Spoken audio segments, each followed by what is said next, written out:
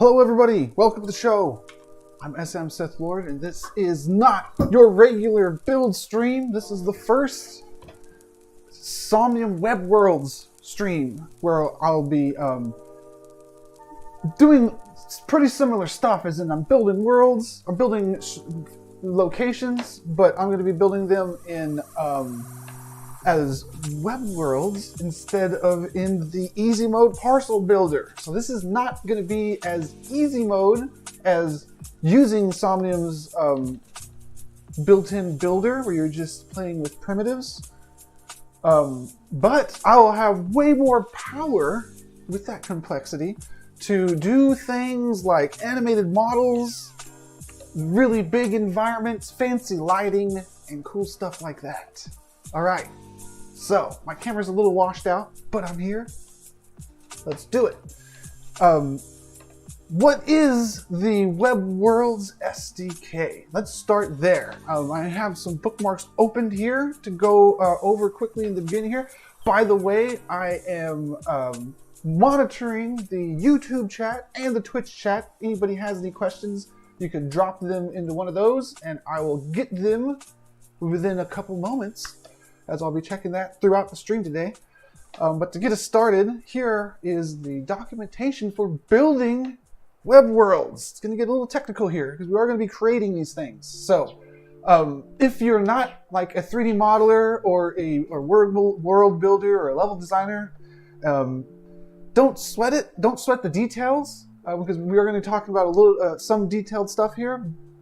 But the end result is being able to build things like in these screenshots, where and this video that I'll play in a second, where we can go beyond what we would be able to do with just primitives. So let's take a look at this trailer to start us off here, if you guys haven't already seen it.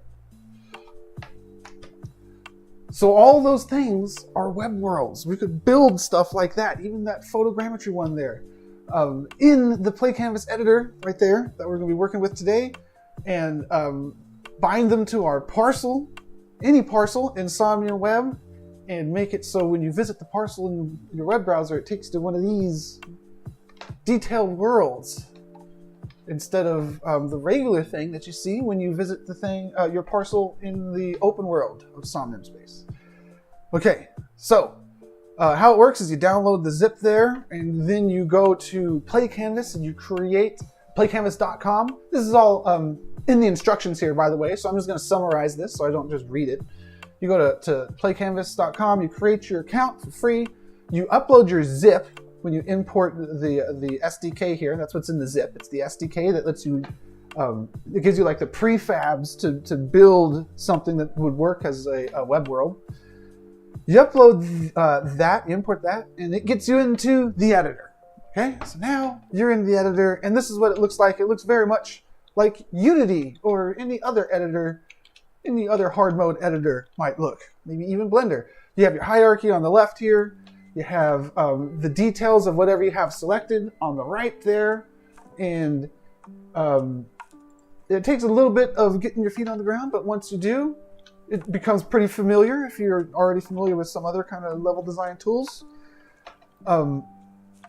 So there's a couple ways to use this. It's very much like Unity in that you can build stuff out of primitives in the editor by going over here and saying you want to add a box, and then you just move the box over here and you stretch the box around. And if you use the Play Canvas editor like this, it's very much like easy mode in the Somnium builder. However, and you could do that. You could actually do a lot with that. There's no limit of how many shapes you can build here, right? Because this is a world, it's not a parcel. It's not a parcel build, so you don't have to worry about performance and stuff. You do have to worry about performance, but you don't have to worry about being performant in an open world, because in the web world, people are going to be like engulfed in your build here. It's not going to be a whole bunch of stuff around it. So you can do a lot more than you could in a normal parcel build as far as performance is concerned. So you can do a whole bunch just by making a bunch of blocks and cloning them, making like a little city. I'm going to delete what I'm making here soon after, so I'm not going to spend too much time on it, but let's say that we're going to make a little street here, and this is our curb.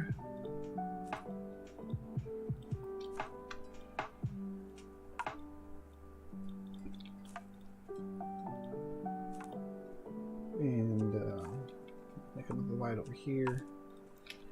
So you can just make stuff out of primitives. Then you would come and you would put textures onto those, and that works. And I'll do a little bit of that today also. But another thing that you could do is you could go beyond primitives. You can import FBXs from anywhere. So I'm going to show a little bit of that today. Oh, okay. So when you want to preview the thing, right? So I made all these changes here. I'll go and I'll click this launch button to preview what I'm building right here in the web browser. Now, this looks a little bit like Somnium, but it's not Somnium Space yet. This is just a template. So some of the stuff isn't really functional when you're just doing the preview test here. Like if I click on the web browser right now, it looks like it doesn't do anything. It doesn't do anything because I'm just preview testing. But after you package up your world and you're done with it, or you publish it, after you package it up and you upload it and you assign it to your parcel, then when people are walking around on it, they'll look like their avatar, you know, their Ready Player Me or their Somnium avatar. They won't be just this generic dummy here. And stuff like the web browser and stuff like that, they'll work when you click on it. So you're able to walk around in the preview mode here. You're able to walk around and test your web world, but you're not going to be able to really experience it until you publish it and assign it to your parcel. And what I mean by that is you're not going to be able to click on the stuff, and the interactive templates like the web browser actually work. And I can't zoom in and out. I can't go into VR mode right now because this is just the preview mode. However, it's super useful, this preview mode. And let me show you a little bit about why. Let's say that I got the editor over here. And I got the preview in the background here. This is a live preview in that if I go over here to the editor, I have a lot of windows open right now. It's a little confusing, but I just want to show you both at the same time.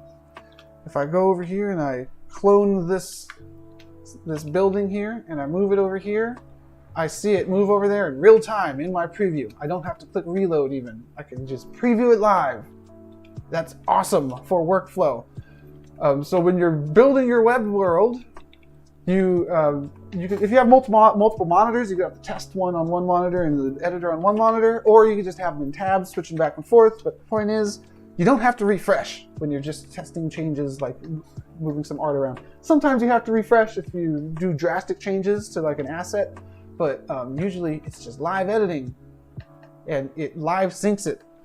Not only to you, if you have a friend and you want to, or a team, and you want to co-op and build together, Play Canvas, the editor here, when you're building your web world, is multiplayer. It's a multiplayer editor. It has chat built into it. You can talk to other people while they work on it.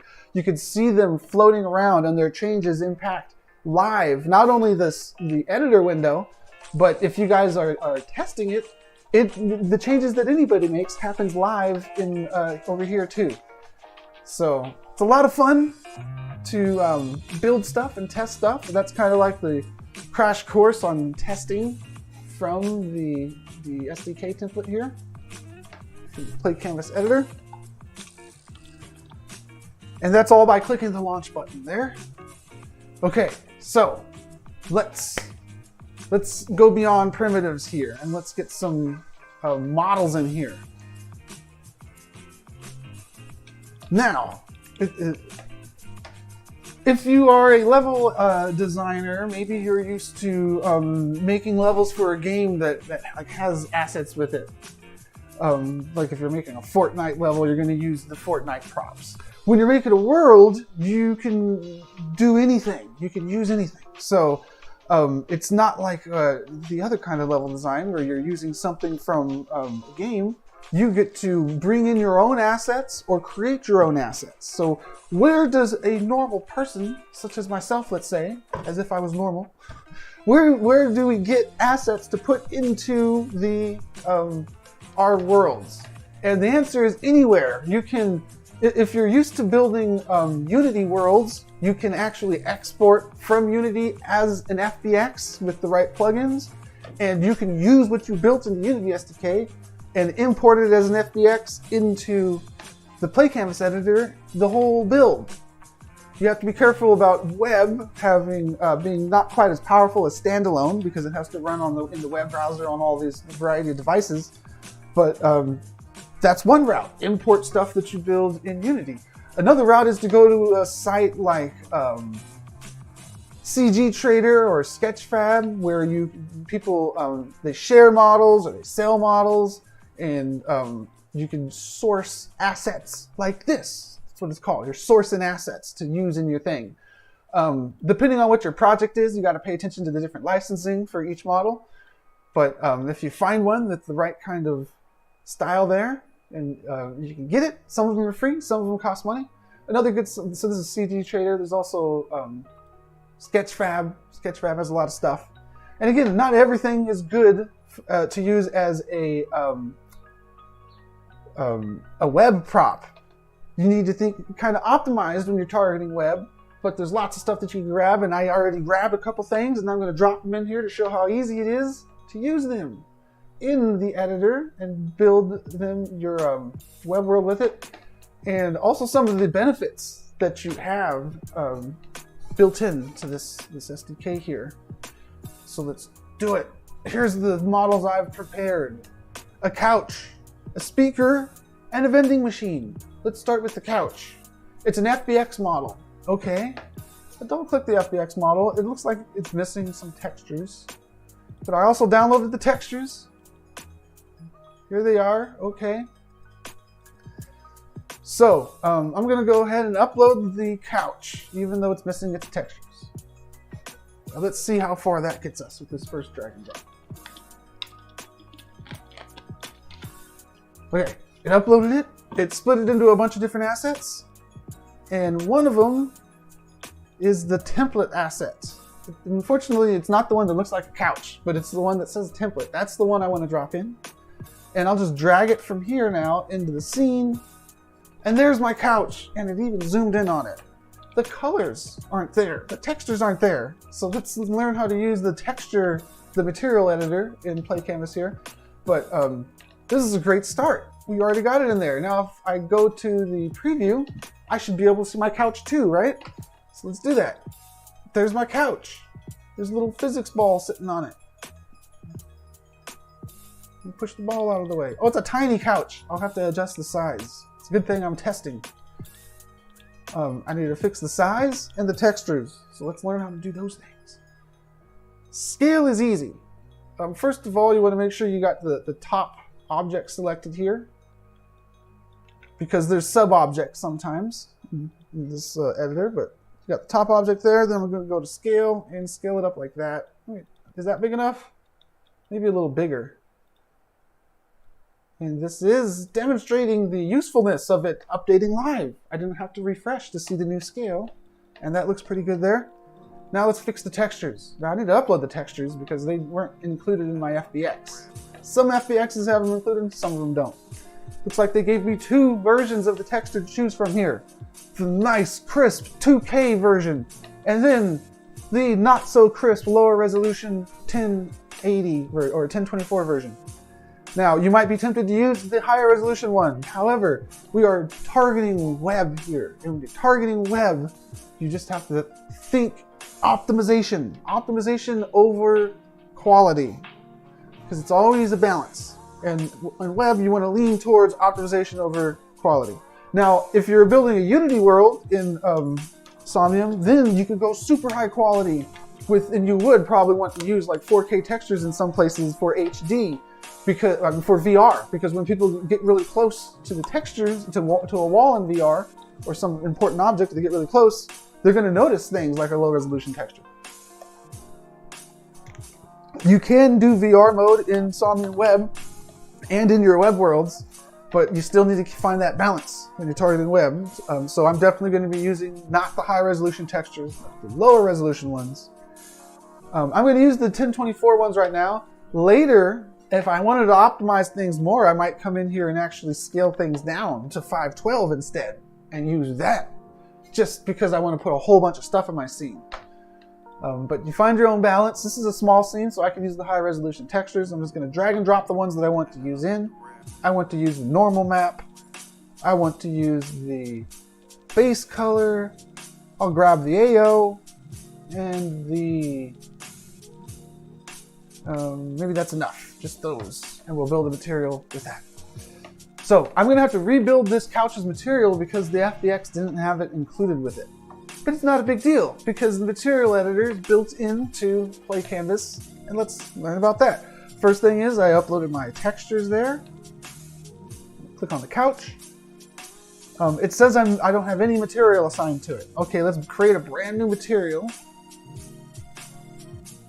called new material, and we'll just drag it from our Asset Explorer, which is this window on the bottom, over here to the Properties panel on the right. Drop it into there. Now our material is assigned to the couch, but it looks the same because it's just a white material. Let's make sure it's assigned by making it red. Okay, yeah, it could be a red couch. So this material is assigned. Let's put our textures onto it. What do we got here? We have a diffuse. That's the base color. Got that in there. Hey, we're getting there. Look at that. We're looking like a couch. What else do we have? We have AO. Is that going to look cool? That looks all right. I could do without the AO, and if I was optimizing, I would want to just remove the AO if it doesn't make a big difference, because I'm thinking of targeting mobile, targeting web, download size, texture memory, stuff like that. So I'm going to throw the AO on there though, because it's just going high detail for this scene. Why not? Going to normals. It's a small scene. I'm going to drag the normal in there. That makes it look so 3D. Now there's something else off about this. I think I need that roughness thing. Let's drop this roughness texture in here and see if we can get into the right material slot. This is the same approach that you would do if you had to build a material from scratch, because that's what I'm doing. A lot of models will have the material packed in with them, and you don't have to do any of this. That's not correct. But this one didn't. So we're going through the process of building one.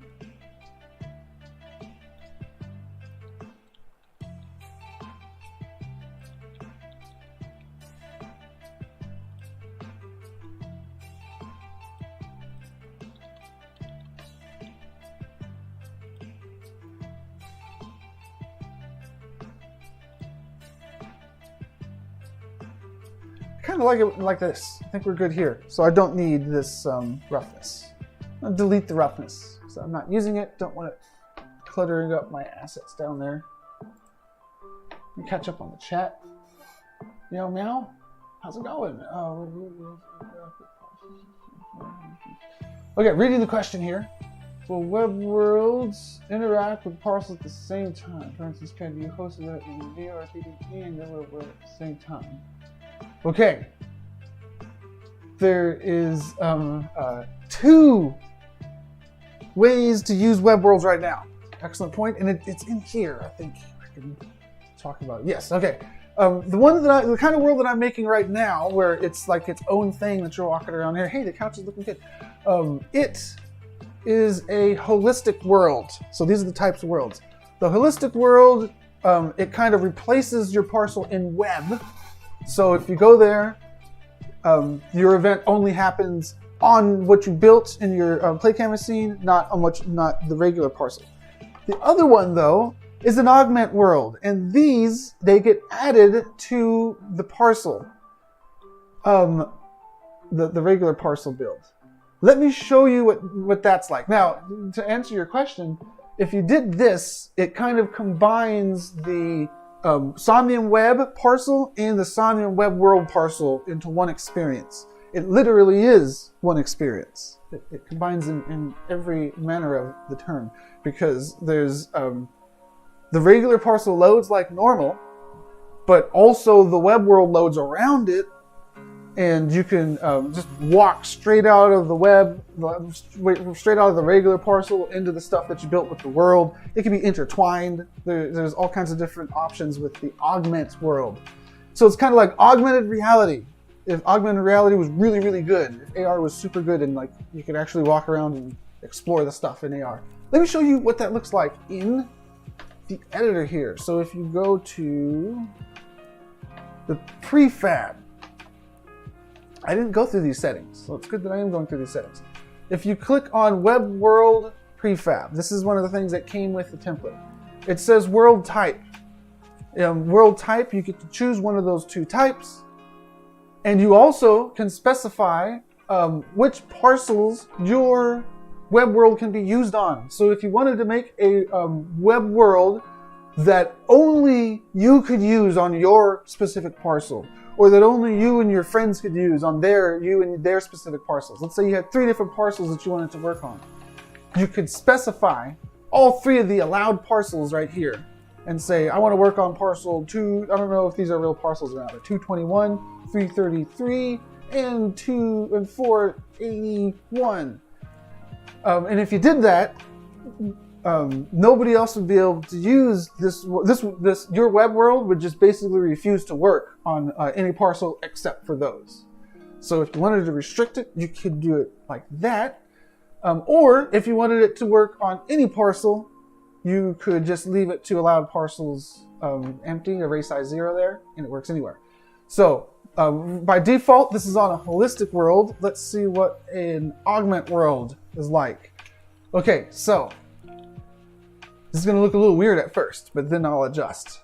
So let me go over here and refresh. This is one of the changes I do have to refresh in to see. Now, since this is an augment world, you see that it's spawned like a make-believe parcel, an example parcel in the scene automatically. You can't even see it here. It's actually hidden inside of here, but you don't really need to mess with it. You don't need to mess with anything inside of the web world prefab, all the hidden stuff. It's all automatic, and this is one of the stuff that it does for you. If you're an augment world, it automatically puts the test parcel here. It doesn't show you your build, but normally the build would spawn right there. So in the middle of the parcel, you would have whatever the regular parcel build was, and you'd probably want to move some of this stuff off to the side. You're not going to see the parcel on there until you build your world and you publish it and you assign it to your parcel to see it all come together, and walk around functionally. But you can imagine where your parcel would be in the preview mode here. My ball's just rolling away there. And then after you see like, oh wait, if I'm making a hybrid world, I want to adjust some of my stuff here. Like my buildings, they're too small and they're too close. You'd want to move them away and make them bigger, like this.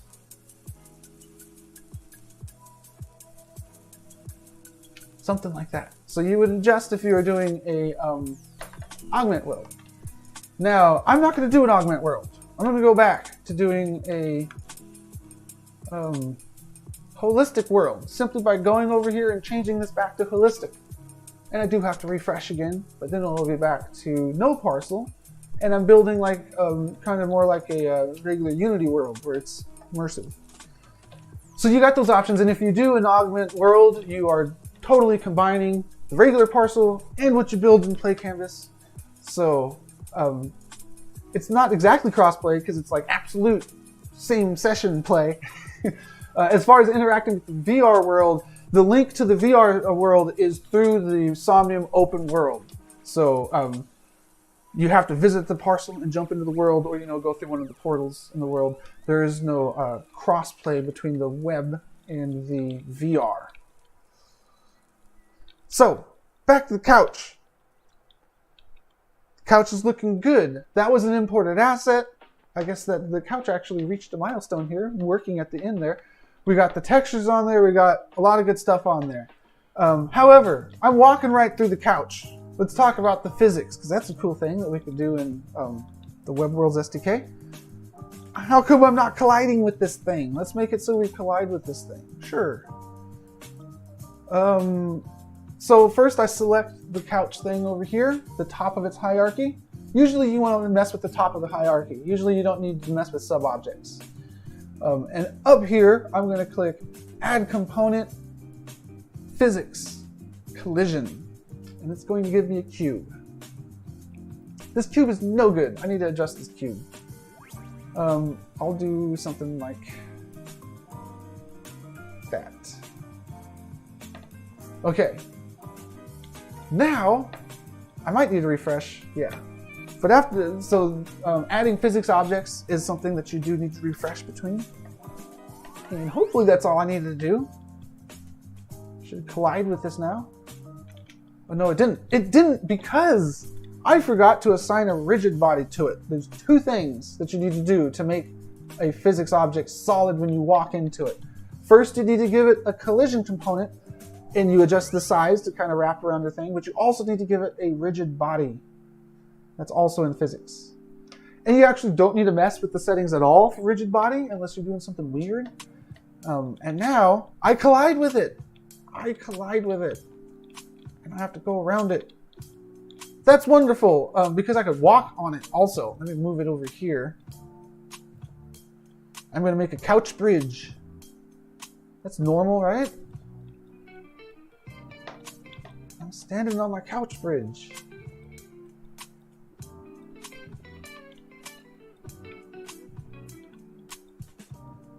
Okay. You will want to box the player in with collisions so they don't fall off the map. But if you've made, like Unity worlds or worlds somewhere else, like in level design, you know that players falling off the map, that's bad. That's bad. You don't want players fall off the map. So you try to box them in with your collisions, and you bring in meshes. Let's bring in a couple more meshes because that's exciting stuff, right? That's the kind of stuff that couldn't really do with primitives, obviously. So I have a couple more sample models. Let's see if they have their textures included. I don't think that they do. We're going to go to the speaker model. If I double click on the speaker model, what does it look like? It looks good, but it doesn't have the textures. Okay, whatever. We're going to go through about the same process, it seems. Let's try it. Drag and drop the FBX into the Asset Explorer. It's set up to automatically create a folder. And I am missing the material, drat. But let's drag and drop the template object. Remember, it's the template object that you want to actually use in your scene. And our speaker is tiny. Let's move it over here. So at least position it the way that we want.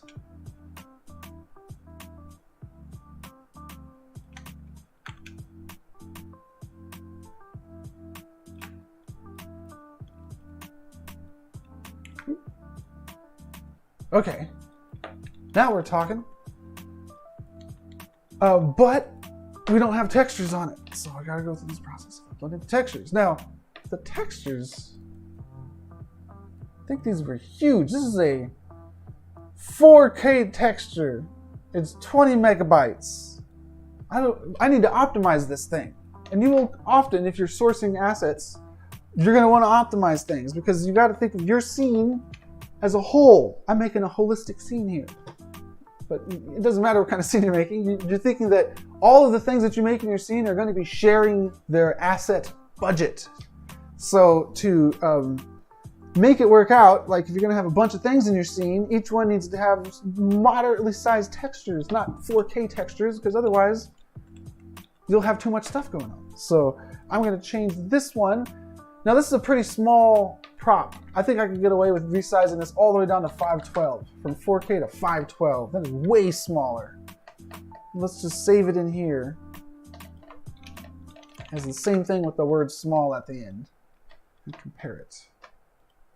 Look at that. 315 kilobytes compared to 20 megabytes. It's amazing. Upload that. Let me see if this thing has a texture. So how do I assign the texture? Let me go through that in detail. You know how I said you usually don't have to modify anything in the sub-object?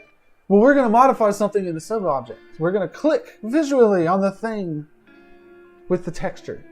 And it's going to show us the mesh. That's the sub-object thing. And this model only has one mesh, so it's a little confusing. But there's some models that have multiple meshes, especially animated models that have bones and stuff. But this one's real simple, and we just look at the texture it's using down here. For the couch, we had to, it wasn't assigned a texture at all, so we had to create a new texture for it. The speaker, it had a texture assigned to it. It had a material, I'm sorry. It had a material assigned to it. It just didn't have any actual texture images bundled with it. So, all that we have to do excuse me, is go into the material and assign our diffuse texture by dragging and dropping it into there. And there we go. Is that how it's supposed to look? I think so. That's the only texture I got. Normals. We don't need normals.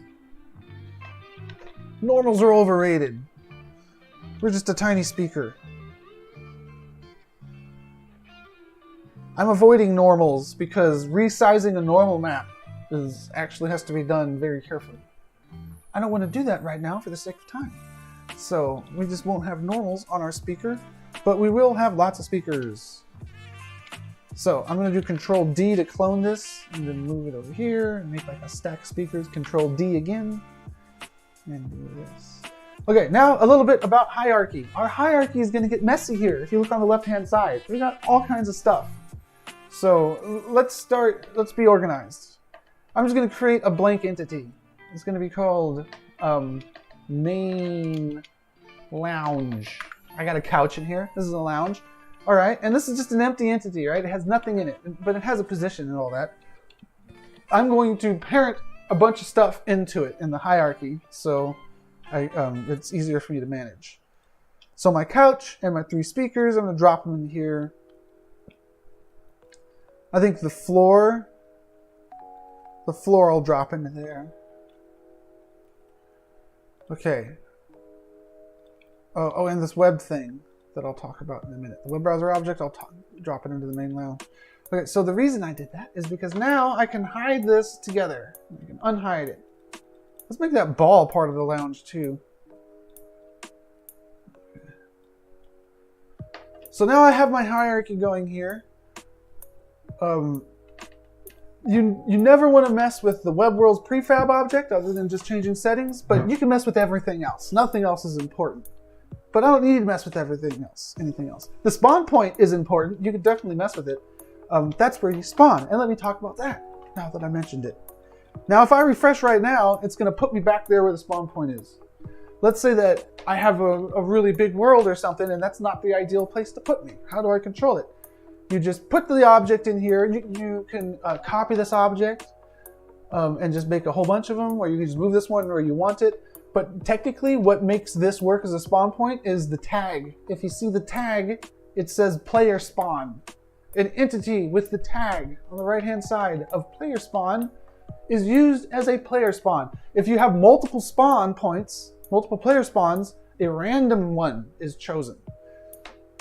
Kind of like a deathmatch game, where if you want the player not to know, you want the visitor not to know where they're going to start at, you just spread them out all over the map. If you want all of your visitors to start in a common area, and like you have the greeting signs and all that from there, you can still have multiple spawn points. You just put them all in the same room.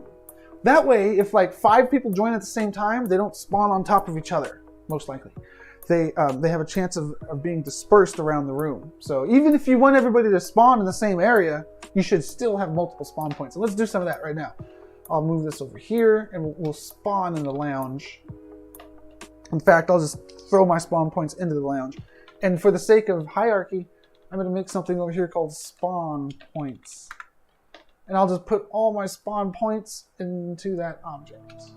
Okay, so here's one spawn point, here's another spawn point, here's another spawn point. I got 3 spawn points, 3 objects tagged as player spawn.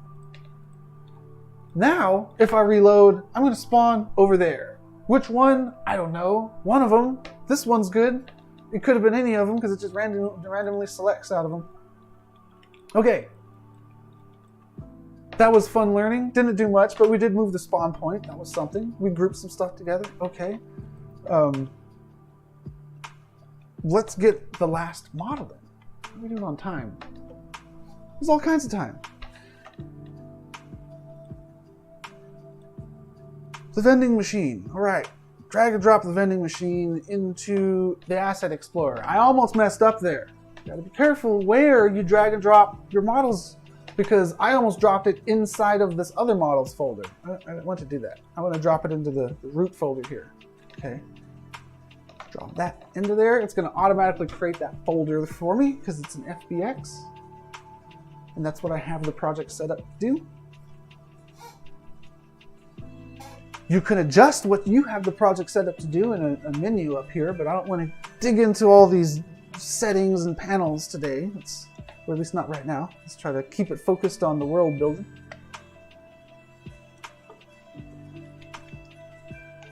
This one, it came with textures. This one has textures bundled. Awesome. Okay. The template object, there it is. Drag and drop it. There it is. Did this thing just create a light? I think this thing had a light in it.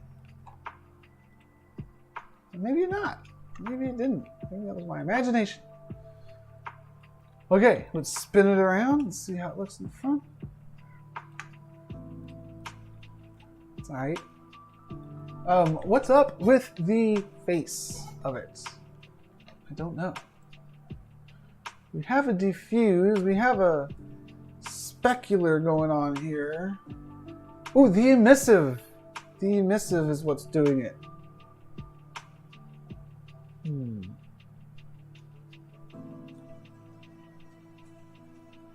think that did it. I just had to change it to tint.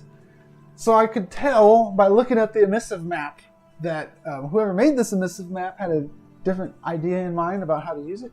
And that was, they wanted it to tint things instead of just using the actual colored pixels. So hey, all I had to do was check one box to fix that material.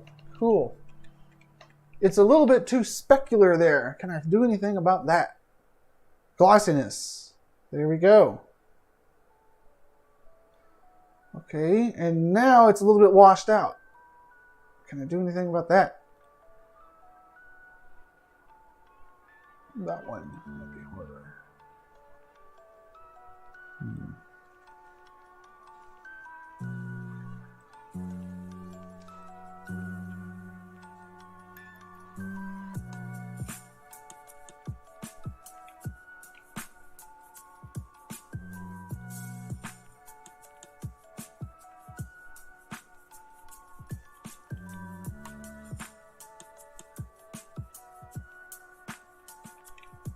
Well, you know what? I'm starting to like how glossy this is. How about that? Okay. And I have a parallax height map on this. Do I really need that? That's an expensive shader. I hardly notice the difference when I get rid of that. Let's not use that. Let's don't use it. Let's leave it. Okay, I modified this thing's texture. It came with the texture, but I modified it. Let's check it out in game. I don't see it there. This is one of the things I have to refresh. Hey, check it out. The ball, it also doesn't want to go into the couch because it's a physics object just like me. And because the couch is solid, I'm hitting it. Speaking of solid, let's make this vending machine solid. And we're going to do it in a different way than I did the couch. Because truth be told, I didn't do it so well on the couch because I just wanted to do it real fast without getting derailed. But I want to go down the route of like how to make this a better collision box. And what I mean is, see this collision box, it doesn't line up with the couch. And I can't move the collision box independently as the couch model. So it's like, well, what are you going to do when you run into that situation? You can do what I did in certain situations and just not worry about it. But let's say that you did have to worry about it. Okay, let's worry about it for this vending machine. So the only thing I'm going to do differently when assigning this collision hole to this thing and rigid body is instead of assigning it to the actual top object here, I'm going to create a collision thing. I'm going to create a new entity and call it anything that I want. Call it my collisions because it doesn't matter what you call it. But on this object, I'm going to add the collision because now I can move it around because it's a sub-object. So I can move it around, and when I select the top object and I move the top object around, the sub-object moved with it. See, it's still over here. So, wonderful. Now, all I need to do is adjust the size of it. It'll be that big. And maybe that tall.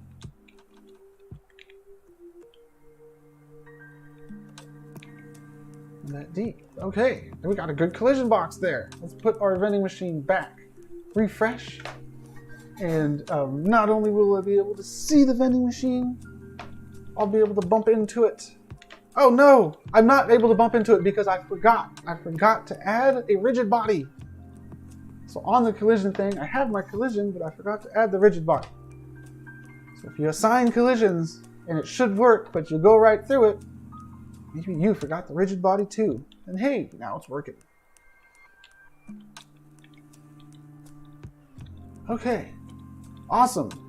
Those are all the models that I had prepared to show for the asset importing.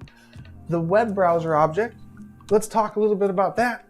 So the interactivity in the Somnium web worlds, they come from, at this phase, they come from the interactive object templates. So these these templated interactive objects, they're very much like the ones that you place in the editor. At first, right now, they actually are exactly like the ones that you would place in the easy mode editor, which might sound boring at first until you realize how powerful it is. Because in the editor, if you're going to put a web browser object there, it would be 50 parcel credits. But in a web world, there's no parcel credits because you're not loading in the open world with everybody. You're loading just your parcel or just your world. It's not an open world thing. So you could put as many web browser objects as you wanted to, as long as you keep in mind performance of your visitors. You know, the same reason that I'm not using 4K textures. So you could have a bunch of web browsers in there and have a museum of web browsers. Right now, web browsers are the only object that you can get in there with the interactive templates. But soon it will be all the other ones like microphones, sound, and animated GIFs. GIFs. I call them GIFs because of the peanut butter. Everybody says I'm supposed to call them GIFs.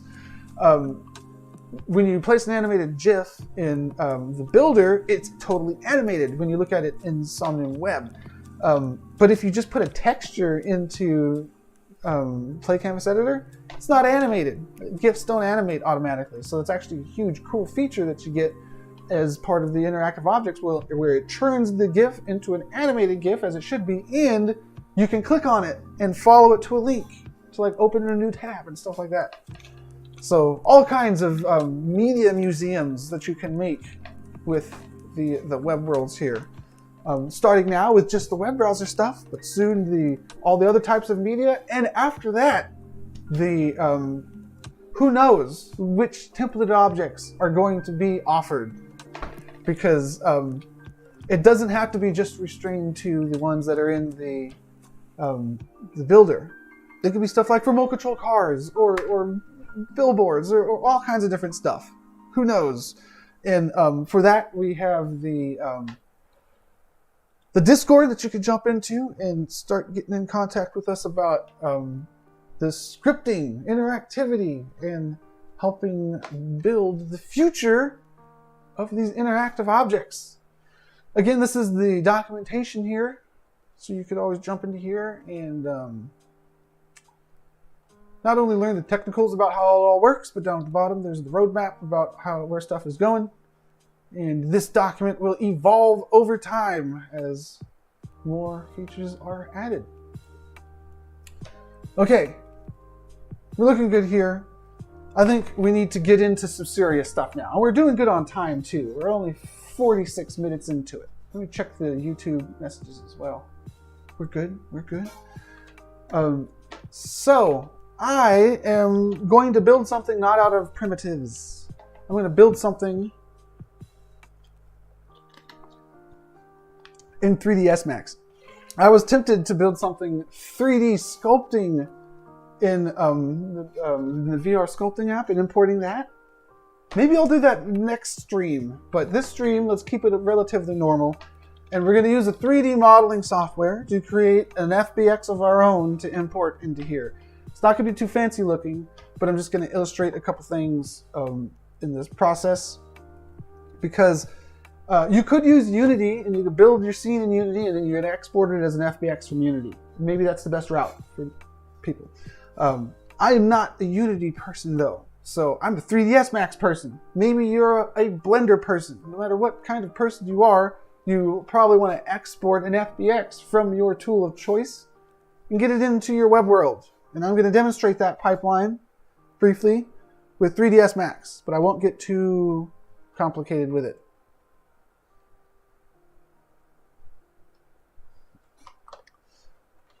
Okay.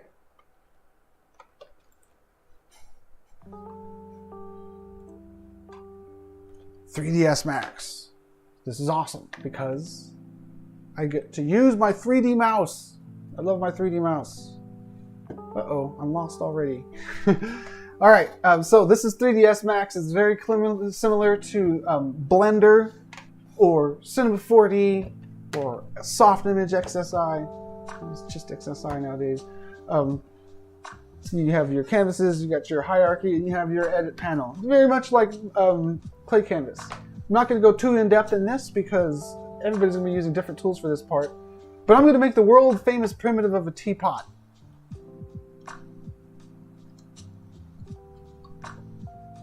You all knew about boxes and cones and cylinders, but you didn't know about teapots, did you?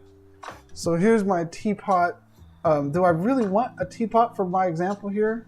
I don't think so. I actually want to build a world here. So let's build an actual world. Let's delete my teapot. I'm going to do something with boxes.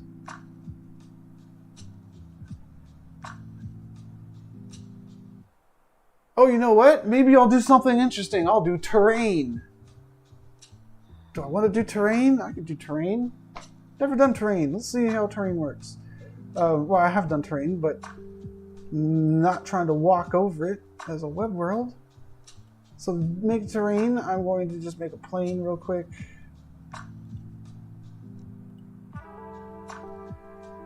The one thing I wanted to mention was the unit of measurement. So when you're building stuff in Blender or Cinema 4D or whatever, you want to make sure that you're using 1 unit equals 1 meter.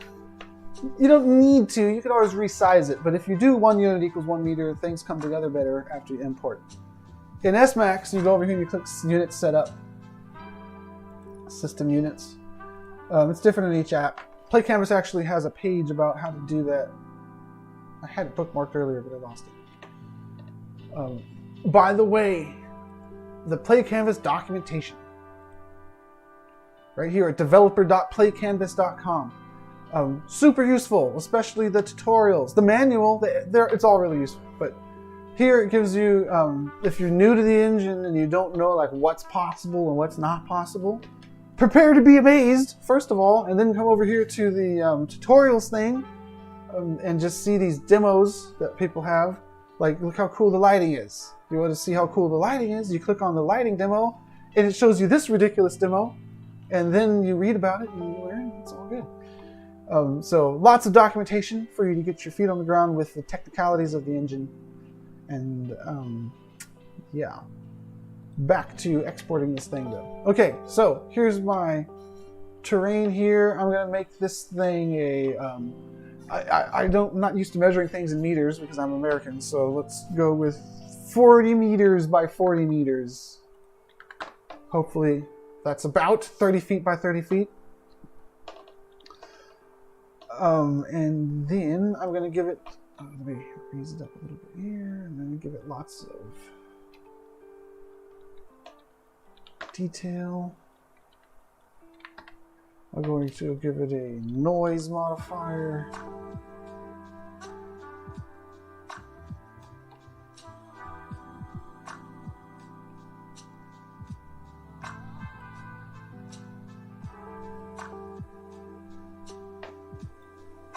Okay, we've definitely got some terrain going on here.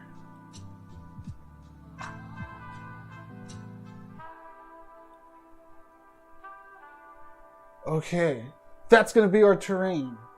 And then, let's continue this build here.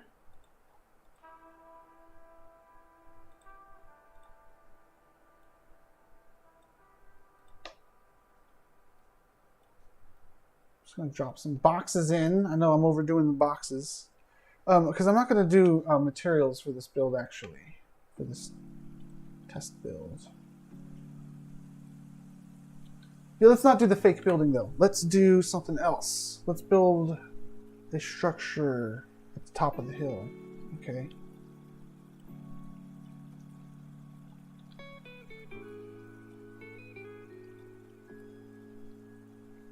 This will be our moon base.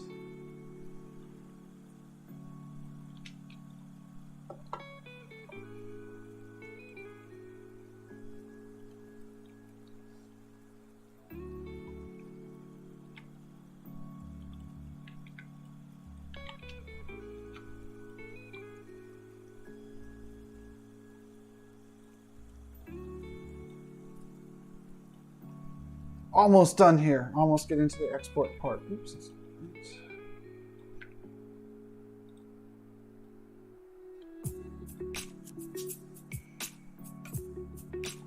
I'm just getting these in here so I can demonstrate adding collisions to certain parts of your world.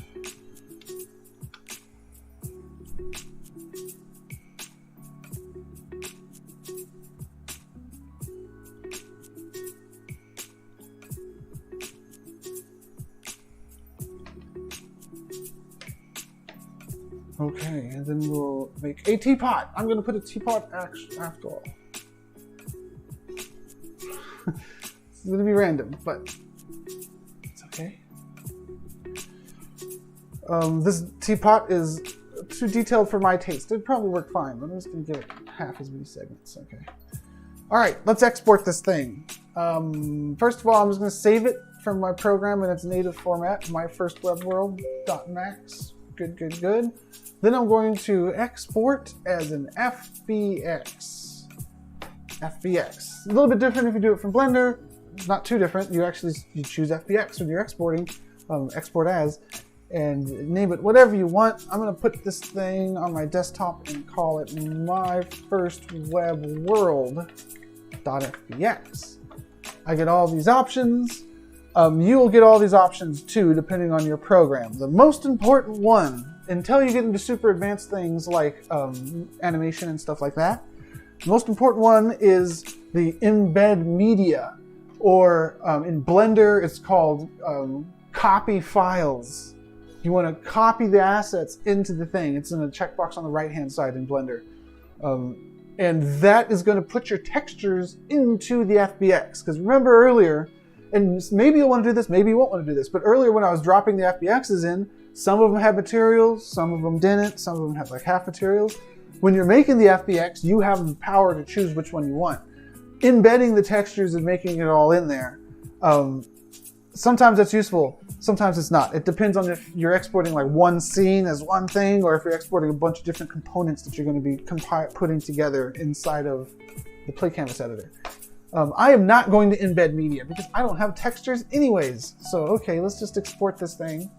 I have my FBX created. Let's see what it looks like on my desktop before I drop it into Play Canvas.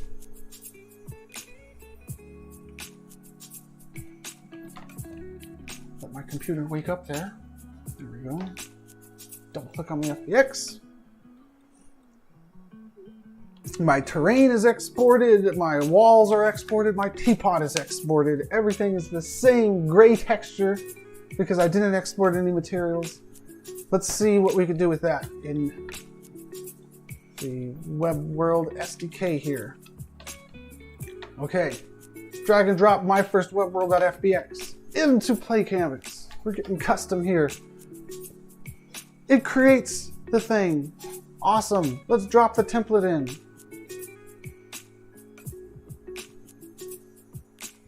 How are we doing on scale? It might be too big. I don't know. I might have screwed up on the units, but that's fine. We could just scale it down. Okay.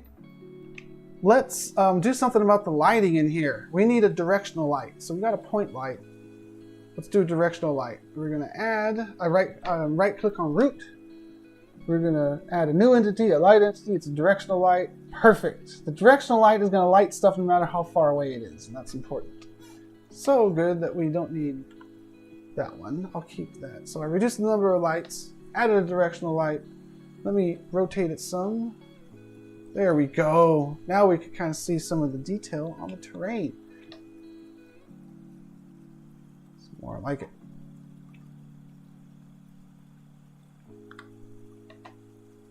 Okay, we'll keep it dynamic. There's a lot of optimizations you can do with lighting. Lighting, it takes a while to get used to. Like in most engines, you're going to have to play around with it a lot. And after you get used to it, then you'll be able to make beautiful looking lighting that is both beautiful and performant. Play Canvas offers some really interesting things. Right now, I don't believe that the WebWorlds SDK supports the batch lighting, but it will soon if it doesn't already. And because batch lighting is like a brand new feature in Play Canvas that lets you have lots of lights, like a dozen lights, and not run out of texture memory and everything just look beautiful and awesome and be fast. It's like magic. But you do always want to keep lighting in mind because it is the most heavy performance impact thing that you do usually on any kind of 3D real-time rendered thing. So watch out with lighting. Another thing that you probably will want to master when creating things that target web is baking. Material baking, lighting baking, shader baking, all the kinds of baking. And that's when you use stuff like Blender or 3ds Max to combine your whole scene into one highly optimized model. That's wonderful because it makes it run well. Sometimes it's a good idea to do that all outside of Play Canvas, but other times it's better to use Play Canvas's built-in tools for optimization, and you kind of will ease into knowing what's best to use in each situation. Right now, I want to demonstrate a collision mesh on this monster of a terrain mesh. Let's see how well it works out for us. So, adjusting things here so it's not all overriding each other. Let's add some collision to this. Now, this is another instance where we're going to go into the sub-objects. Now, let's just take a look at these sub-objects here, because if you're using Blender or using 3ds Max to create your own FBXs, you have the power to control hierarchy. You'll notice that like Teapot 001, this is the hierarchy from my modeling program. It's here. So I get to control what shows up in Play Canvas and like which hierarchy nodes. If I merged these two objects together to one node, I would only have one node here for it when I imported it in. So kind of keep that in mind about, hey, if you're going to want to independently be adjusting pieces of your model, make sure that they have their own node in the hierarchy so you can do stuff like I'm about to do right now. The terrain. Let's give this thing some physics. We'll give it a collision. Now, before we were assigning box collision. Box collision isn't going to work for the terrain because look, it's just a box in completely the wrong spot. What are we going to do? Here's what we're going to do. We're going to change box to mesh. Now that we've got mesh, we can either give it a model asset or a render asset. I'm going to give it a render asset. In fact, I'm going to give it the same render asset as the terrain itself. Well, look at that. Now our collision is the terrain. You have to be careful when you do that because mesh collisions are not as performant as primitive collisions like boxes.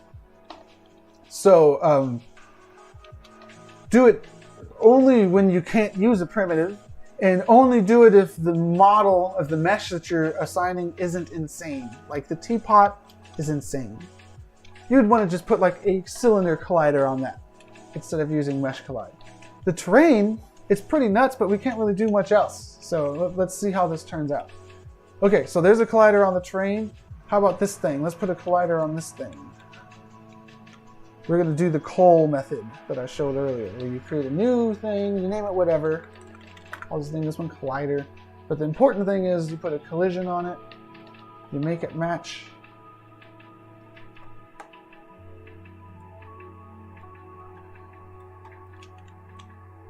Adjust it where you need it.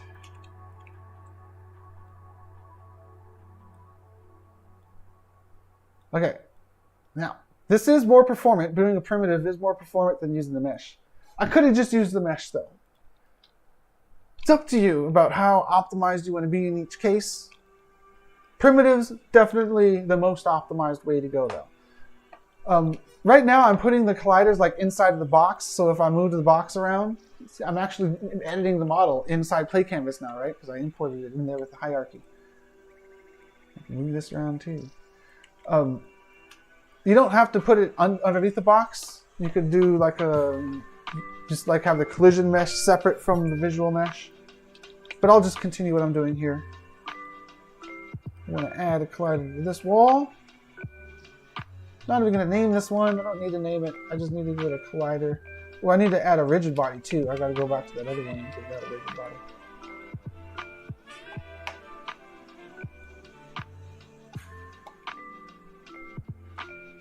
So lighting is a big performance impact, so you got to be careful when you do lighting.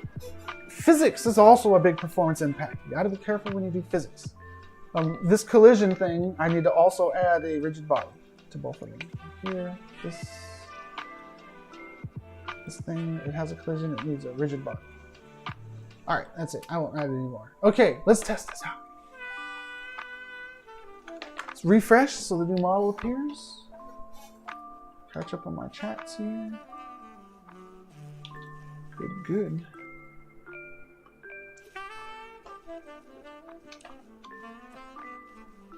I didn't add a rigid body to the terrain, did I? Okay, there's the collision, but let's add that rigid body. Okay.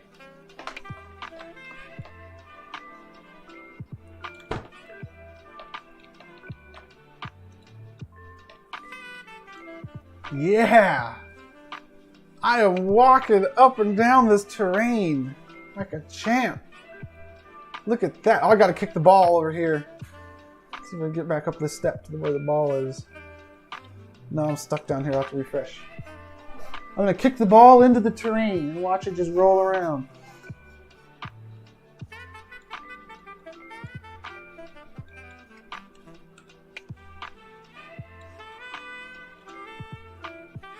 There it goes. Bye-bye, ball. All right. So there's terrain that I made in the 3D modeling program, imported into Play Canvas, assigned the mesh for the collisions. Working good. Over here, I got the primitive collisions going on. Cool. You could just assign the collision mesh to the whole thing. That'd work too. Now, the last note that I'm going to make about collision meshes is often you'll want to make your own collision mesh for the whole thing. So instead of going in like I did and adding the collider and the rigid body to each object, you usually don't want to do that. Usually you want to create the low poly collision mesh in Blender or 3ds Max or whatever, and export that separately from your regular mesh. And then over here in the editor, when it asks you for the collision mesh, just give it your collision mesh, obviously. And that way it's one collision mesh for the whole object, and it is more optimized and works better. Let's make this thing green. Let's paint a little bit here. Let's get some grass on here. I got a grass texture. I'm going to upload a grass texture. Do I have a grass? I might have a grass texture.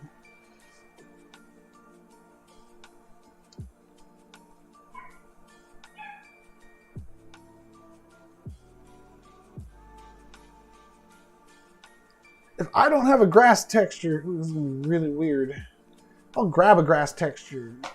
So if you need textures, a cool place to go is gametextures.com. They got some free ones. And also a lot of not free ones. Ooh. Football field grass. Nice. Let's download that one.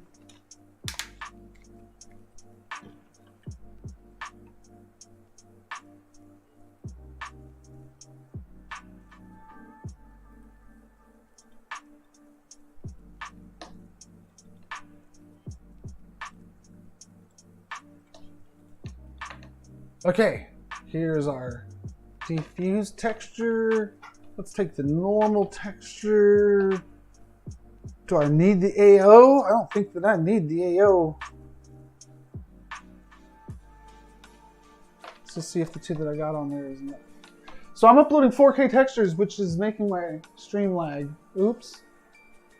Are we okay? I think we're okay.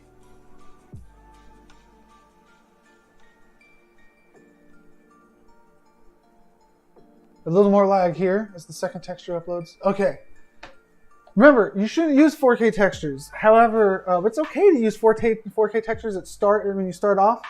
It's just that before you get to releasing and publishing, publishing and assigning your thing to the your parcel, Probably want to optimize it out of kindness to your visitors to give them a nice experience. You don't need to do that though. It's fine if you don't, and you're just pushing the limits and trying stuff out. But 4K textures is a bit much of a limit to push. Let's create this grass texture, our 4K grass texture though. And we're gonna go to diffuse, and we're gonna assign the albedo. And we're gonna assign the normal, it automatically assigned, okay. Now to assign the material, I'm just gonna drag the material onto the prop. You can preview it on the other stuff too, but I'm gonna drag it on there. And we got grass. It's weird grass. We got weird grass, everybody. Very nice. Okay. Let's get serious though. There's some shadows. Let's make a light. Ooh, I got an awesome idea. Oh, I got an awesome idea. We're gonna make a crystal ball with a light in it that's physics controlled, where you push the ball around that has the light source in it. Yeah, let's do that. That means that this thing needs a material. This is gonna be our crystal ball material. Crystal ball. It's probably just gonna be a solid color. Don't get too excited. But it's going to be bluish. It's going to be, wait a second. Most important thing, it's going to be alpha. It's going to be alpha additive. Oh yeah. And it's color.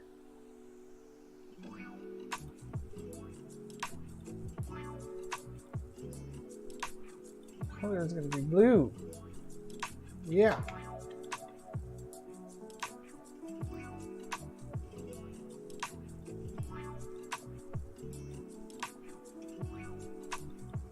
I won't have an emissive. Okay. In the center of this thing, we're going to have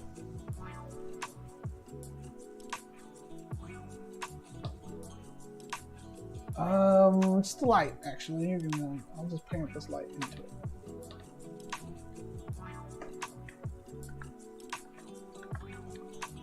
Okay, now on this light that I have selected here, we're going to do cast shadows. Yeah. Now, this should be pretty cool. To amplify the coolness, I'm going to have to turn the directional light down.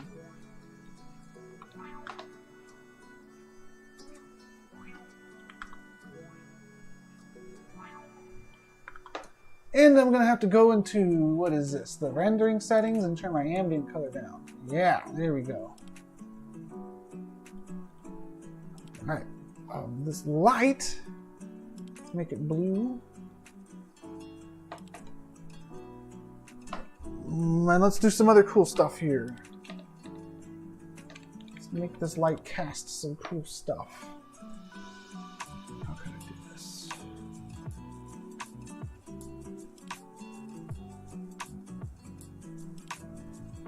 Let's start with what we got. Alright. Refresh. See how it goes. Okay, now this orb is casting the light all around us, and we can push it around the map. And as we push it around the map, it's lighting stuff around it. Let's make a mini game. This was not my plan today, but mini games are fun, right? I was playing it's Halloween time. I was playing a Halloween game. Why don't you figure? This is the 7th guest, and one of the puzzles had to do with a maze and light.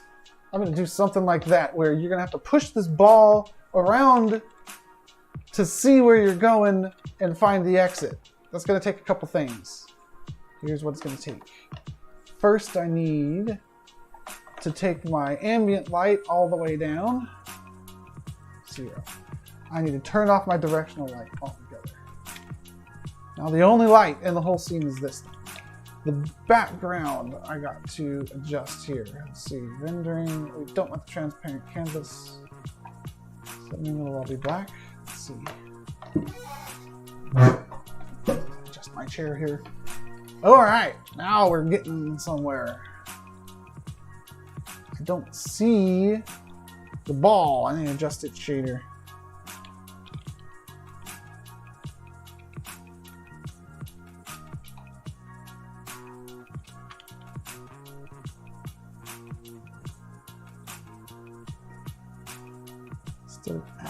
We will make it alpha.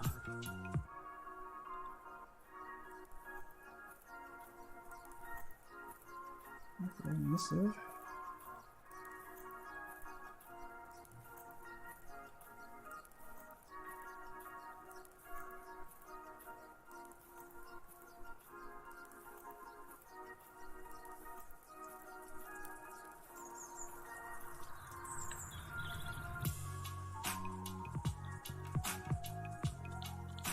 No, come back!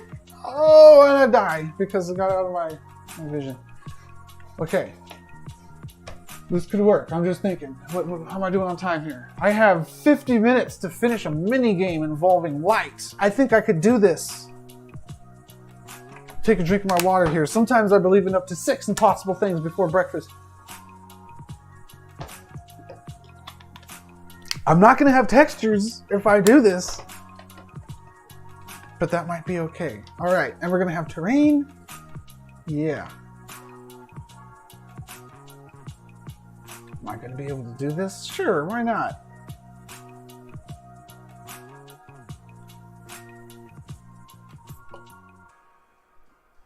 Gotta click real fast now.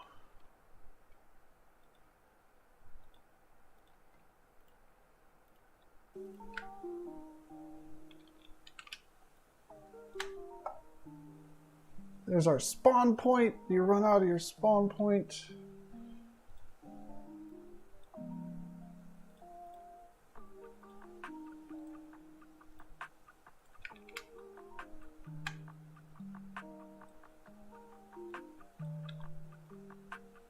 Into this area.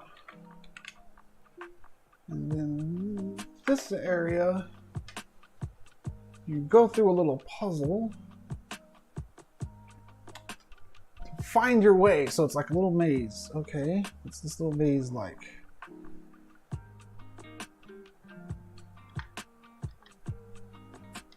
I would be able to do most of this in... Oh, I don't know. Let's do this. Okay. So over here. There's terrain here because the terrain looks cool. But the puzzle will be getting the ball out of there. All right, now I got a puzzle. So I'll block all that off with those things, and then you have to get the ball. Okay, it's gonna be basically the same thing. Okay, you gotta get the ball over here into the hole. You're not gonna be able to see while you're doing all this. Okay, so you're gonna walk around, you're gonna find where you're gonna be pushing the ball around until you just get where you need to go. Okay, it's not gonna be much of a game, but it is gonna be something. All right, and then when you get over here, let's make the rest of these.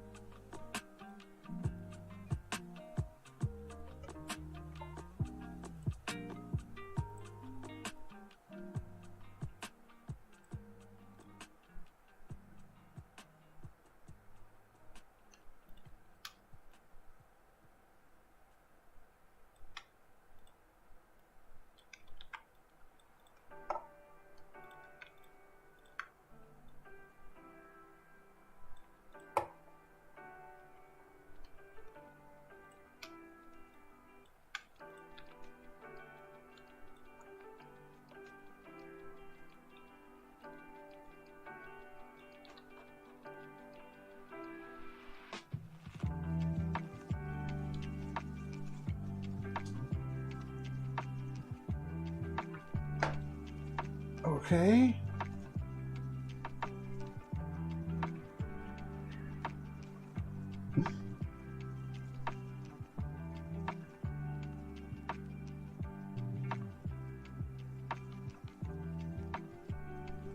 I'm thinking of playing around with fog some.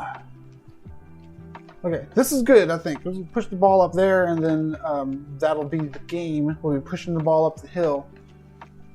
Maybe I'll even bring some of the lights on, but just pushing the ball around will be pretty awesome.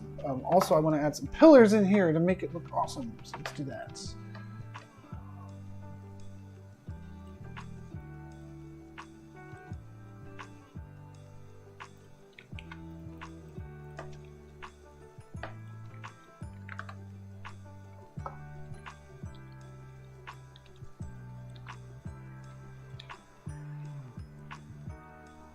Because the light that the ball puts out will look cool going through these pillars.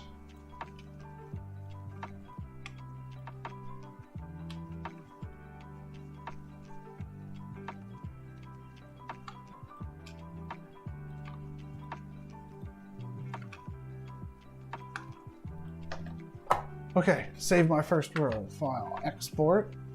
Export my first world as an FBX. Hold that. Okay, that's fine. Okay. Now, when I upload this thing, something weird would happen. But I'm going to avoid it.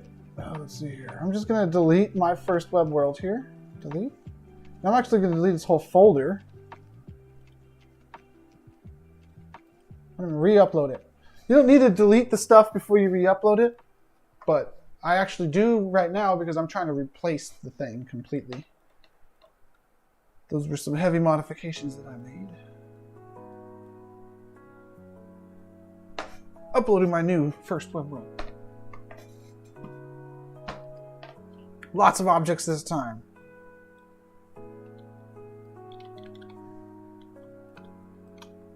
This thing's pretty massive now.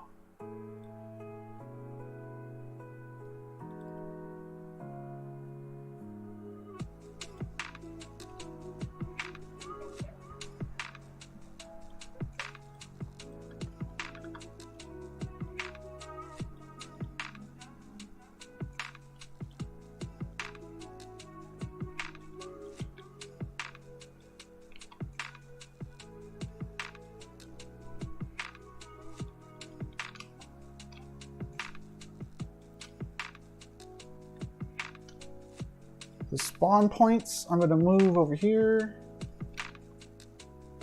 So people spawn in here now.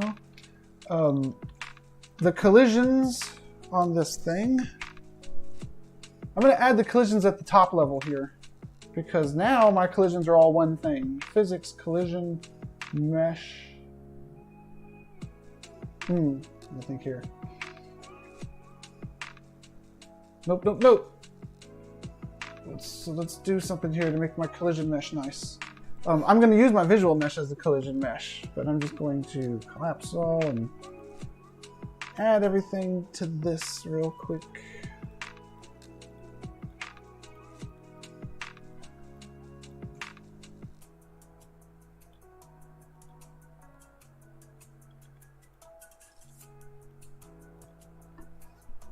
My first web world collisions. FBX. So I made a separate collision mesh. Didn't really need to do that. I just wanted to combine everything to make it easier for me to sign it. But you would want to do that if you had any kind of complex model. You'd want to do that at some point, because again, lighting and physics, those are big performance things you want to keep an eye on. Sessions, what up, man? Yeah, it's like GLBs, but way more that you could do here than you could just by bringing in a GLB. For sure, like this light stuff that I'm doing over here and the light moving around. Okay, let's assign my collisions now. My first web world, assign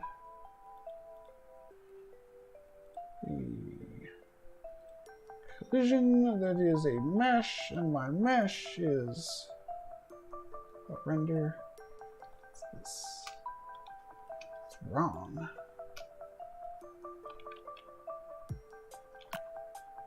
My collider is wrong.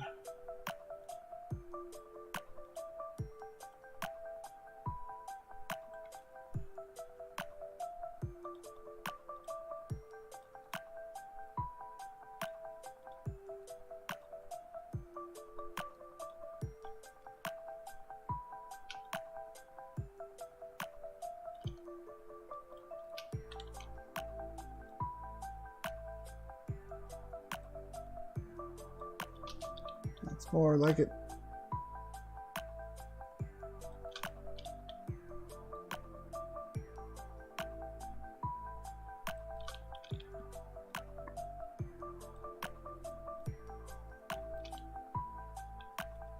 Okay, so the spawn point's over there. I need to move my glowing ball over there. And all my cool models, actually. I want to move the whole main lounge over there. Is that what I want to do?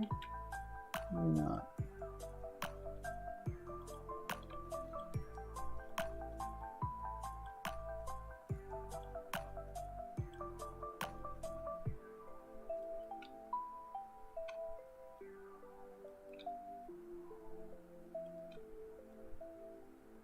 The destination is the chill room. But how do you get there is the question. Doesn't it have a vending machine too?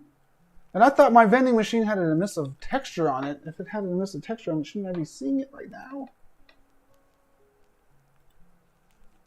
Yeah.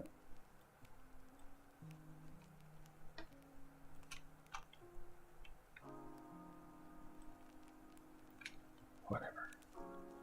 Okay, let's try this out. Where did my ball go?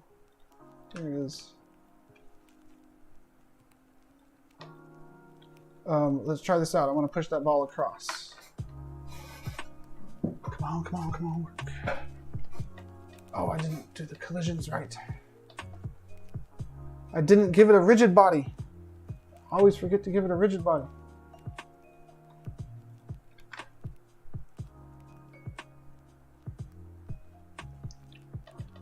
All right.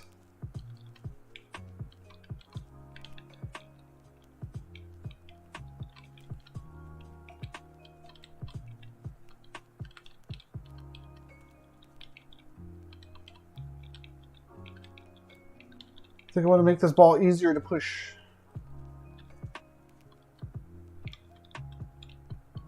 Gotta assign the grass material.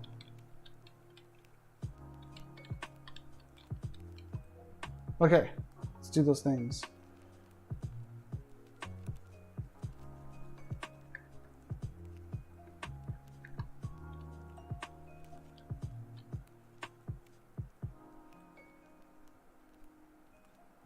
Now the ball just wants to slide around. Perfect.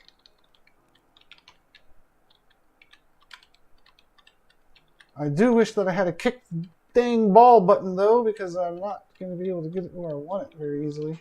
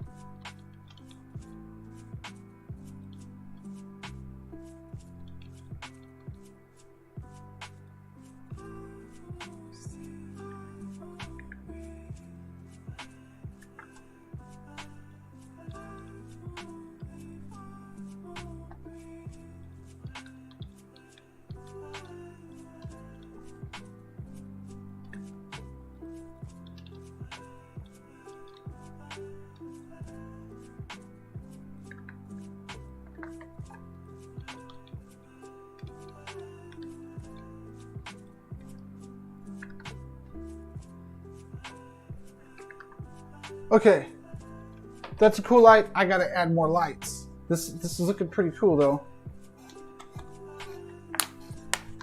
I kind of see a theme going with these cool lights. And I want to make like a really cool scene with glowing lights now, but the problem is there's only like 20 minutes left, and I didn't think of this idea until the end of the stream. Plus, I mean, we did a lot of other stuff earlier in the stream with describing things and going through the SDK. So maybe next time I want to make something with those really cool glowing lights and fauna all over the place, like a Star Wars planet, like the Avatar planet, with some mushrooms, some really fancy models and textures. I think that is going to be the next build. But let's get this one over the finish line by adding some more lights and then publishing it in these last 20 minutes here to see how it looks in world. Okay, these things I ended up not using. This thing I did use, or I will use over here.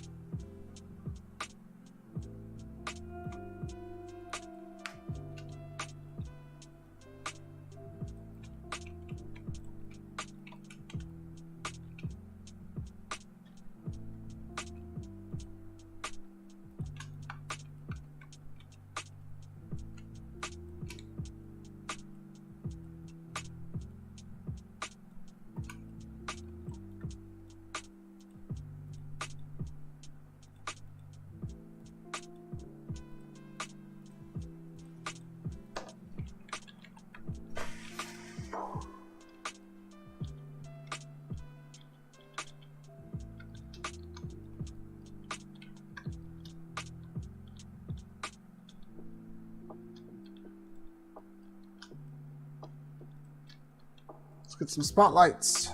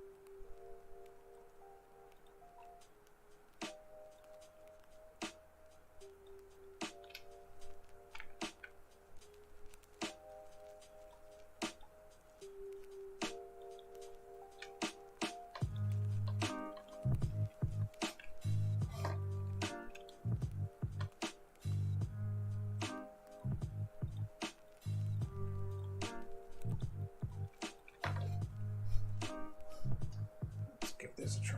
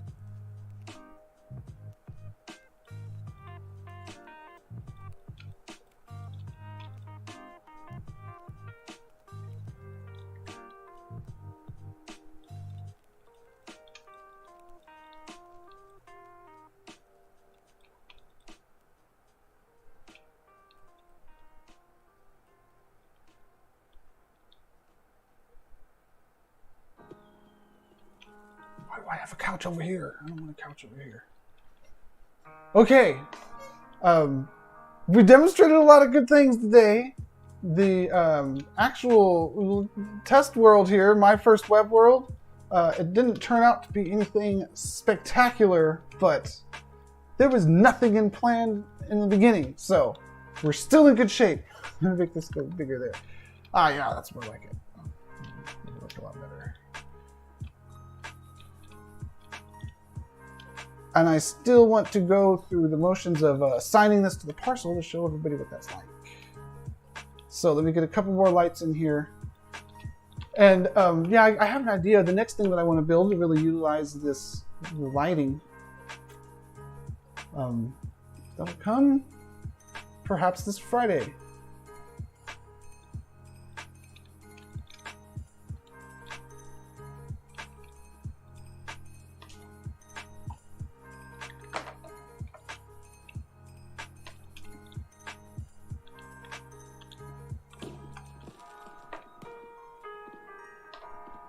How about the skybox? Do I have a skybox sitting around? I don't think that I do. I could do something crazy for the skybox though.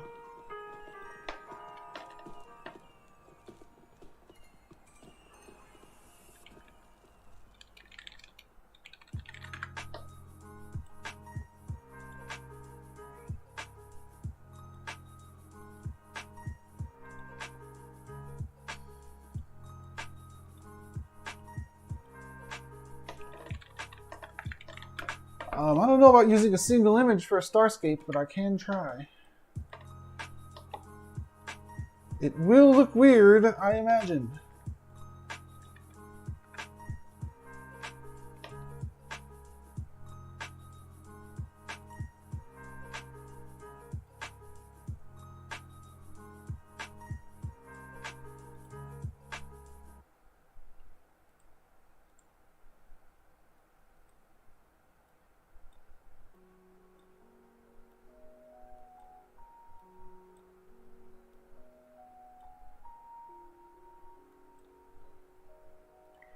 I don't think this is going to work out. Yeah, that's too weird. It's not going to work out.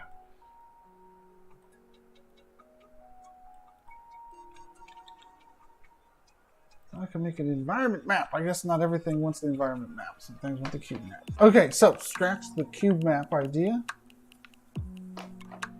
I could have a cube map, but I have to get a texture and everything. I want to do all that. Let's go through to wrap up the stream here in the last 20 minutes here, 15 minutes.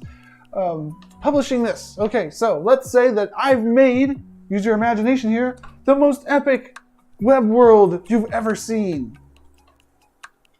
Let me fix the spawn points because I put the spawn points too close to the wall.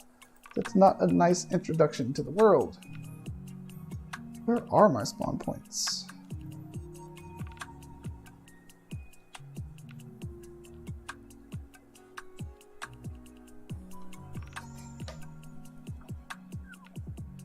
Spawn points, yeah.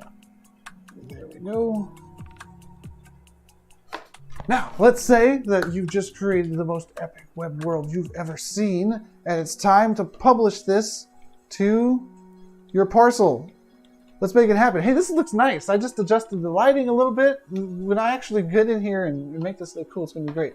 I'm not ready to publish this yet. I need to put my grass on there. I'm sorry. I need to put my grass on here. Grass. Okay, now I'm ready to publish with my ridiculous 4K grass. This is what you do. You go over here. Everything auto-saves, by the way, in the Play Canvas editor. You go to manage your scenes. You go to builds and publish. You click download. You want all the scenes, but there's only one scene. Everything is good. I'll go ahead and optimize the scene format. Don't need to generate source maps. Okay, download. My download is ready. I click download. It gives me a zip file. Awesome.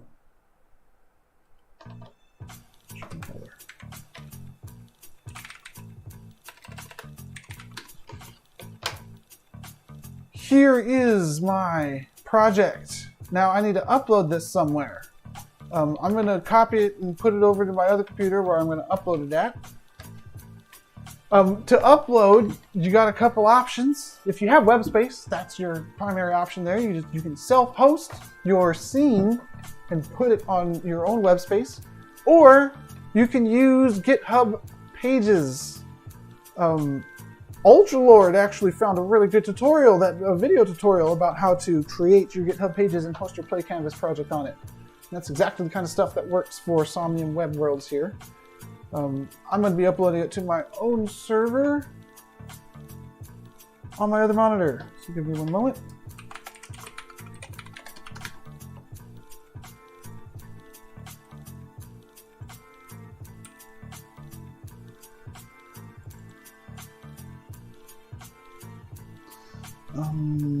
I put it into my shared folder.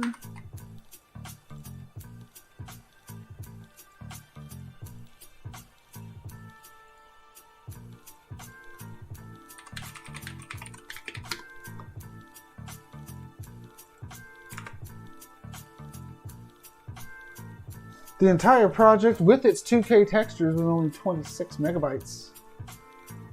Pretty good.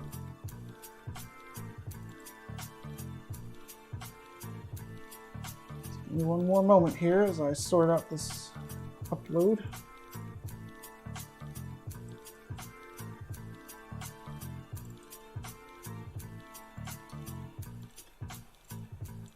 Okay, I'm uploading. So, as the instructions say, you unzip and upload the contents to your web server. I'm doing that step right now on my other monitor. Hopefully it's not lagging me down too much. Then I'm going to test it by going directly to the URL. I already have course set up. And after I go to the URL and confirm it's working good, I'm going to go to my parcel and I'm going to assign it to my parcel, and then it's going to be awesome. So it is just about done uploading, and it's uploading the 4K texture, of course. Give it a second. There were a couple things I didn't do which I should have done, and I'll just mention them briefly because I didn't really get to the step of optimization. However, basis texture compression is amazing. You can look up some technical YouTube videos about the benefits of that, because I don't want to watch all the technical stuff on the stream right now. But it offers amazing compression, not only for transferring like file size, but memory usage. It actually uses far less memory, active memory, to use a basis compressed texture than a regular texture. It's nuts. So all you have to do is check that box and click the compressed texture, and it does that. See, it has a little loading, little thinking symbol there. It's the Play Canvas editor is processing your texture in the cloud and applying basis compression to it. And I don't know if it's going to tell me the stats afterwards of how well it compressed, but it compresses pretty well. Anyways, my upload is done, so I'm ready to jump on over here and go to, I'm testing it, so I'm going to go to the place that I uploaded it directly.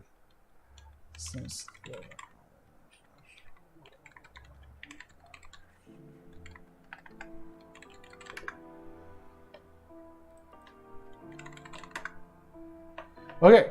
When you test it directly, it's going to look exactly like the preview, right? So I'm not on Play Canvas anymore, but I still don't have my Ready Player Me avatar, and there's no chat box, there's no multiplayer. It's exactly like if I was just previewing it, right? So how do I assign it to the parcel? Well, I copy my address, I go to my parcel then, somniumspace.com/parcels. This is one that I'm rented. So you go to your parcel or parcel that you're rented, and you have to log in. When you go there, something pretty cool is on this parcel in the first place. It's a GLB. Sessions mentioned in the YouTube that the web world is kind of like GLB, the power of GLB amplified by a bunch. Here is what the power of the GLB is.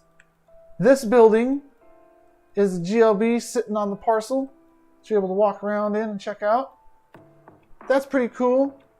But I'm going to import my web world because we got physics objects, we got lights, we got all kinds of cool stuff going on there. So let's do that. So you go to your parcel, or a parcel you're rented, you log in, you click the cog up here and you click adjust parcel settings.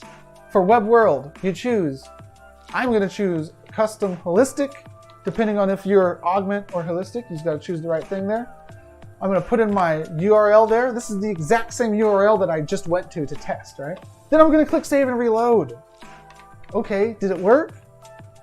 Drum roll. Hey, it knows there's a world there. Let's see if it loads in. It's loading the 4K texture right now, I'm sure, because that's what takes the longest to load. The camera's a little weird because it's off the side. That's going to be, there's going to be a way to adjust that in the next SDK update. But hey, you log in and check it out. I am my Ready Player Me. I am casting ridiculous shadows on the wall for my Ready Player Me. I'm able to push the little ball around and look awesome as my Ready Player Me. It's multiplayer, all that kind of stuff. This is it, man. This is my web world. This is my parcel. And if you go to this parcel right now in Somnium Web, you would see the same thing.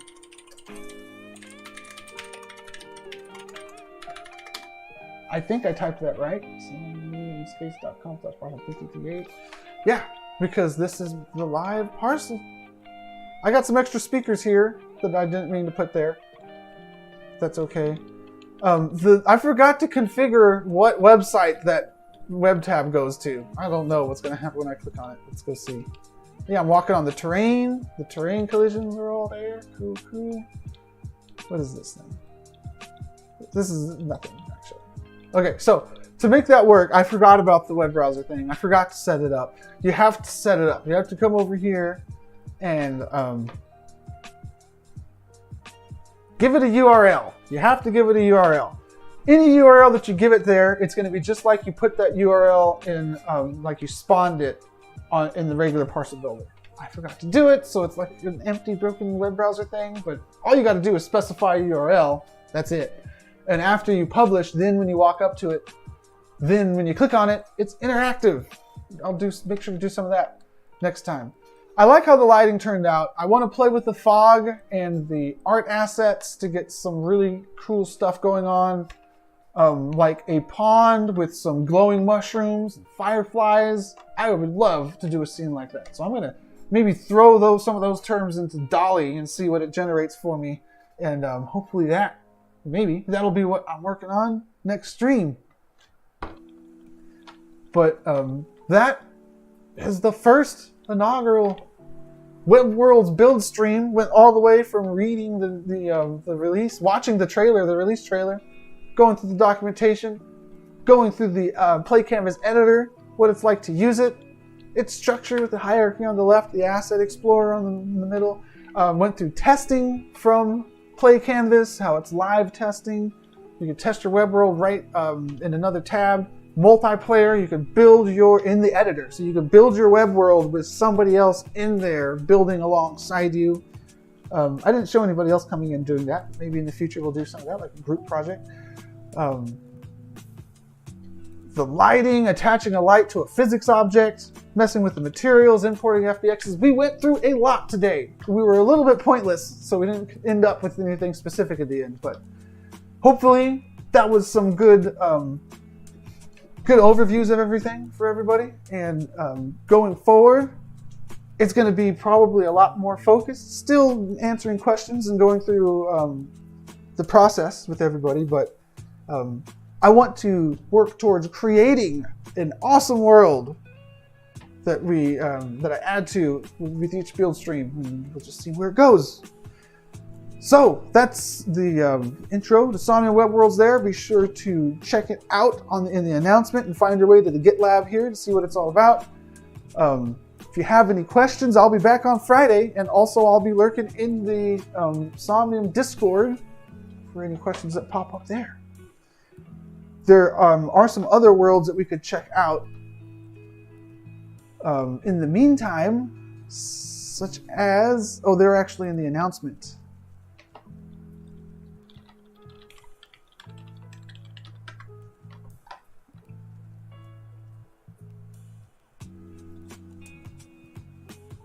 These worlds, there's a bunch of worlds you can check out. Let me go to the showroom world and end with this. So if you go to parcel 3077 in Somnium Web, you will see and hear this. This is the web tab over here. Let me play it.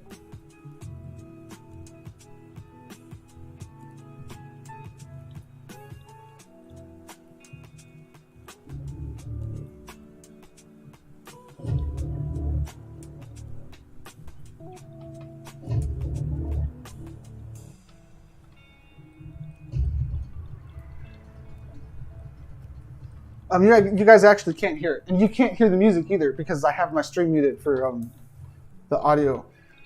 But there's music playing. If you go to parcel 3077 in your browser, you'll hear it too. You can watch the videos. The videos have sound. We've got these awesome models over here with animations on them. Lots of cool stuff. And there's a bunch more worlds of these that you can check out in the announcement. They're all linked to in the announcement. All right, everybody. Thank you for tuning in. Once again, I'm SM Sith Lord. My camera was way too bright today. I'll have the brightness of that figured out next time. I'll see you all on Friday for the next build stream, and maybe in between here and then. Who knows? See you in the, how does Artur put it, on the other side of the monitor. In-game. In the metaverse. Peace.